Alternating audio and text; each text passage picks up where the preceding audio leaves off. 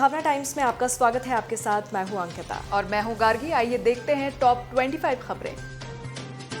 पंजाब के पूर्व मुख्यमंत्री कैप्टन अमरिंदर सिंह आज भारतीय जनता पार्टी में शामिल हो गए हैं। इसके लिए कैप्टन रविवार को ही दिल्ली पहुंच गए थे। उनके साथ बेटा रणइंदर सिंह, बेटी जय इंदर कौर, मुक्तसर की पूर्व विधायक करण कौर और भदौर से पूर्व विधायक निर्मल सिंह ने भी बीजेपी की सदस्यता ग्रहण की। कैप्टन अपनी पार्टी पंजाब लोक कांग्रेस का विलय भी बीजेपी में कर रहे हैं। कांग्रेस में अध्यक्ष पद के चुनाव के लिए गहमागहमी तेज होती जा रही है।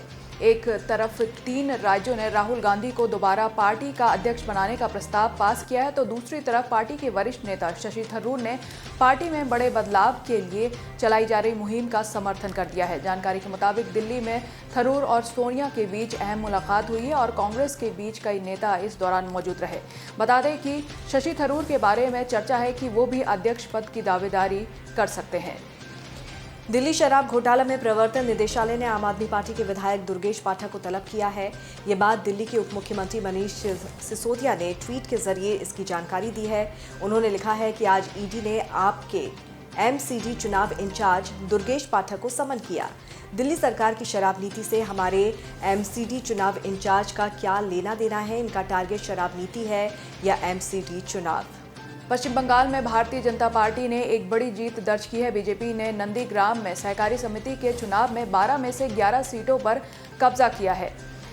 भेकुटिया स्वयंसेवी कृषि समिति के चुनाव में तृणमूल सिर्फ 1 सीट बचा पाई है। नंदीग्राम शुरू से तृणमूल का मजबूत गढ़ रहा है, लेकिन 2021 में ममता बनर्जी यहां अपनी सीट हार गई थी।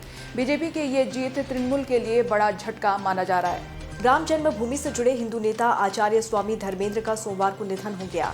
उन्होंने जयपुर के एमएमएस अस्पताल में अंतिम सांस ली। खराब सेहत की वजह से वो पिछले करीब 1 महीने से अस्पताल में भर्ती थे। उनकी आंत की बीमारी का इलाज चल रहा था। आचार्य धर्मेंद्र ने लंबे समय तक राम जन्मभूमि आंदोलन से जुड़कर अपना योगदान दिया था। Chandigarh university video leak case का अब इंटरनेशनल कनेक्शन सामने आ रहा है। जब रविवार को वीडियो लीक होने का मामला मीडिया में आया तो यूनिवर्सिटी की एक स्टूडेंट को व्हाट्सएप से कॉल आया। इसमें धमक दी गई है कि तुम्हारा भी वीडियो है, वायरल कर देंगे। अब तक इस मामले में यूनिवर्सिटी ने जांच करते हुए 2 हॉस्टल वार्डन को सस्पेंड कर दिया है। वहीं एसआईटी के साथ ही चंडीगढ़ यूनिवर्सिटी भी इस मामले की जाँच कर रही है। बिहार में बेगूसराय गोलीकांड के बाद अब वैशाली से भी ऐसी खबर आ रही है कि बदमाशों ने ताबड़तोड़ फायरिंग की है। रविवार रात 10 बजे बीच बाजार हुई इस फायरिंग से लोगों में दहशत है। बताया जा रहा है कि इन बाइक सवारों ने 10-15 राउंड फायरिंग की। पुलिस ने पूरे शहर की नाकेबंदी कर दी है। आरोपियों की तलाश शुरू कर दी गई है। उत्तर प्रदेश के देवरिया में सोमवार सुबह एक बड़े हादसे में 3 लोगों की मौत हो गई। बारिश के चलते जर्जर मकान गिरने से 4 लोग मलबे में फंस गए, जिसमें एक महिला को सुरक्षित निकाल लिया गया, जबकि 2 साल की एक बच्ची समेत 3 लोगों की मौत हो गई। एक महिला की हालत गंभीर बनी हुई है। हादसा अंसारी रोड के पास का है। मौके पर राहत और बचाव का काम जारी है। ओडिशा में एक सरकारी अस्पताल में 18 दिनों में 13 बच्चों की मौत का मामला सामने आया है। मामला राज्य के क्योझर जिले का है, जहां मृतक बच्चों के परिजनों ने अस्पताल प्रशासन के खिलाफ जमकर हंगामा किया। परिजनों का आरोप है कि डॉक्टर्स और नर्सों की लापरवाही के कारण बच्चों की मौत हुई। पीड़ित परिवारों के मुताबिक अस्पताल में बच्चों को ऑक्सीजन सही समय पर नहीं दिया गया, जिसके चलते कई बच्चों की मौत हो गई। इसके बाद परिजनों ने अस्पताल में जमकर हंगामा किया। उत्तर प्रदेश के हरदोई में कस्तूरबा गांधी विद्यालय के 36 छात्राओं की तबीयत बिगड़ गई। सभी छात्राएं जिले में लगे मेडिकल कैंप में शामिल हुए थे। वहां पर उन्हें कैल्शियम और एल्बेंडाजोल की दवाएं दी गई थी। वहां से लौटने के बाद छात्राओं को पेट में दर्द और उल्टी की शिकायत हुई। स्कूल प्रबंधन को जैसे ही सूचना मिली तो आनन फानन में सभी छात्राओं को हेल्थ सेंटर ले जाया गया। तबीयत ज्यादा बिगड़ने पर 9 छात्राओं को हरदोई के मेडिकल कॉलेज रेफर किया गया। जम्मू कश्मीर के कठुआ में जम्मू पठानकोट नेशनल हाईवे पर एक ट्रक में अचानक आग लग गई। ट्रक में सफर कर रहा एक शख्स इस आग में बुरी तरह से झुलस गया, जिसकी बाद में मौत हो गई। ट्रक जम्मू की तरफ जा रहा था जब अचानक उसमें आग लग गई। मृतक ड्राइवर का हेल्पर बताया जा रहा है। हालांकि अभी उसकी पहचान नहीं हो पाई है। पुलिस ने घटना की जाँच शुरू कर दी है। केरल में एक ऑटो रिक्शा ड्राइवर की ओनम बम्पर लॉटरी में उसकी 25 करोड़ रुपए की लॉटरी लगी है। तिरुवनंतपुरम के श्री वरहम के रहने वाले अनूप ने शनिवार रात को इस लॉटरी का टिकट खरीदा था, जिसके नतीजे रविवार को घोषित किए गए। टैक्स कटने के बाद अनूप को 15.75 करोड़ रुपए मिलेंगे। 30 साल के अनूप ऑटो रिक्शा चलाने से पहले एक होटल में शेफ के तौर पर काम कर रहे थे और दोबारा शेफ का काम करने के लिए मलेशिया जाने की तैयारी में है। जम्मू कश्मीर के उपराज्यपाल मनोज सिन्हा ने रविवार को दक्षिण कश्मीर के 2 जिलों पुलवामा और शोपिया में थिएटर का उद्घाटन किया। इस मौके पर मनोज सिन्हा ने कहा कि जल्द ही जम्मू कश्मीर के हर जिले में ऐसे सिनेमा हॉल बनाए जाएंगे। इसके अलावा श्रीनगर के सोमवारा इलाके में कश्मीर का पहला आईनॉक्स मल्टीप्लेक्स अगले हफ्ते खोल दिया जाएगा। इसमें 520 सीटों की क्षमता वाले 3 थिएटर होंगे। ब्रिटेन की महारानी एलिजाबेथ द्वितीय का आज लंदन के वेस्टमिंस्टर एबे में अंतिम संस्कार होगा। महारानी के अंतिम संस्कार में शामिल होने के लिए कई देशों के राष्ट्रीय अध्यक्ष, राष्ट्रपति, प्रधानमंत्री समेत तमाम बड़े नेता उन्हें श्रद्धांजलि देने लंदन पहुंचे हैं। ब्रिटेन की महारानी एलिजाबेथ का आज राजकीय अंतिम संस्कार होना है। इससे पहले भारत की राष्ट्रपति द्रौपदी मुर्मू ने रविवार को बकिंघम पैलेस में आयोजित एक समारोह में किंग चार्ल्स तृतीय से मुलाकात कर उन्हें सांत्वना दी। राष्ट्रपति ने लंदन के वेस्टमिंस्टर हॉल में महारानी को श्रद्धांजलि अर्पित की।